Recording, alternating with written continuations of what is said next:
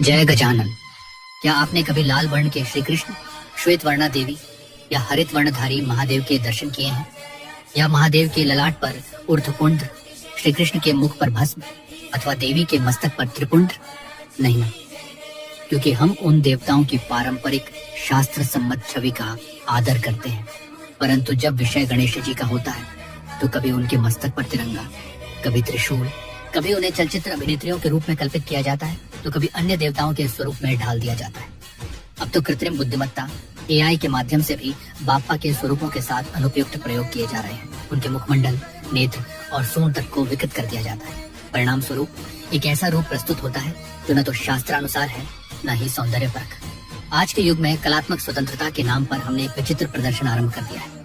प्रत्येक वर्ष पंडालों में बाप्पा को किसी नवीन विषय वस्तु में प्रस्तुत करने की प्रतियोगिता चलती रहती है। यथा भाव तथा देवता, इस सिद्धांत की आड़ में कभी मूषक के स्थान पर दैत्याकार जीव तो कभी सिद्ध बुद्धि के स्थान पर राधा तक को स्थापित कर दिया जाता है। किंतु शास्त्रों के अनुसार श्री गणेश कोई सामान्य देवता नहीं है, वे स्वयं पर ब्रह्म स्वरूप है, पंचेश्वरों में अग्रगण्य। और सबसे महत्वपूर्ण तथ्य यह है कि वे योग, तत्व ज्ञान तथा अद्वैत वेदांत के प्रतीक है। ये सब जानने के उपरांत भी यदि हम इस सत्य की उपेक्षा करें तो ये हमारी आत्मविस्मृति का प्रतीक है। लोग भूल जाते हैं कि उत्सवों से प्राप्त आनंद क्षणिक होता है जो थोड़े ही समय में विलीन हो जाता है, जबकि शास्त्र हमें उस शाश्वत आनंद एवं मोक्ष का मार्ग दर्शाते हैं जो अविनाशी है।